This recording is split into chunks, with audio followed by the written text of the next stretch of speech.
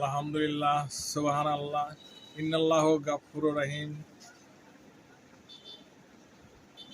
ঈদের নতুন কালেকশন,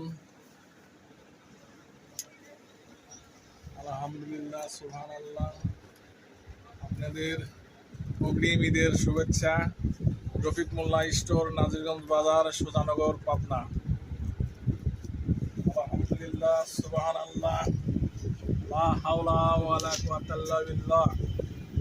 আপনাদেরকে ঈদের অগ্রিম শুভেচ্ছা।